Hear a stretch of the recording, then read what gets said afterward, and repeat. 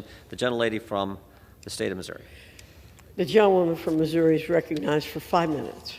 I thank you, Madam Speaker, and again I thank my good friend and colleague, a champion for life, our chair of the Judiciary Committee, Jim Jordan.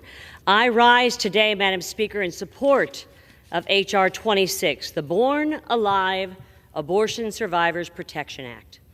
I have championed this issue for decades, and I have been blessed and honored to lead this legislation since 2019.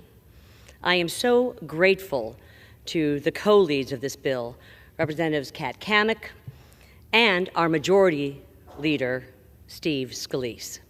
Also to the leadership of this Congress, and especially to the thousands of champions of life across the country for their tireless work and support of the most vulnerable Americans, unborn and newborn infants.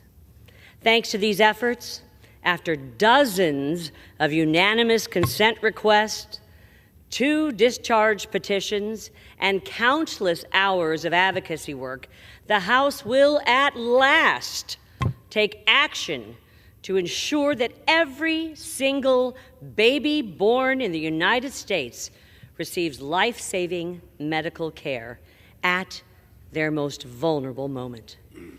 All children should be welcomed with joy and wonder, no matter the circumstances of their birth. And yet too many of these sweet little ones are denied the medical care they need to survive and thrive simply because they were unwanted. This common sense legislation will require healthcare providers to administer the same level of care to the babies who survive abortions that they would to any other child born at the same gestational age.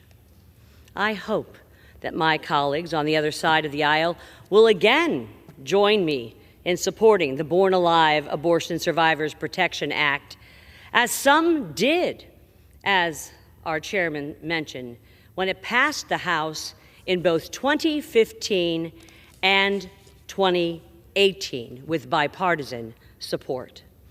To that point, I want to be absolutely clear that this bill has nothing to do with the Supreme Court's decision in Dobbs to return abortion to the states.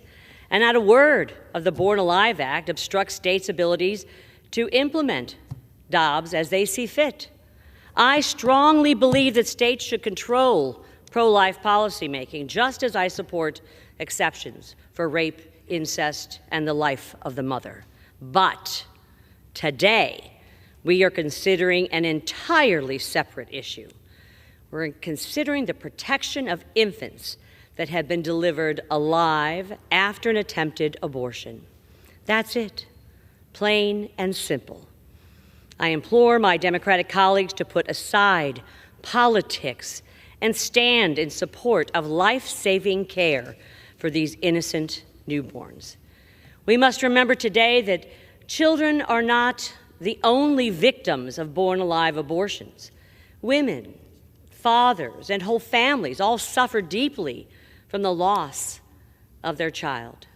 Our communities are weaker because these bright young ones did not grow up to share their wisdom, their laughter, and ingenuity with all of us. Just down the hall, a little bit later this afternoon, we will meet with extraordinary women who survived abortions. When they entered the world, they were not greeted with the profound love and awe that I felt when I held my children and grandchildren for the first time. Instead, they were left to die. They are alive today because of the courage and the grace, mostly of nurses who chose to act as they struggled for breath. Each of these women has built a happy, healthy life, bringing light and joy to their friends and families and enriching their communities. They inspire us all. As a mother and grandmother, they affirm my belief in a culture of life for children, born and unborn, and their mothers and families.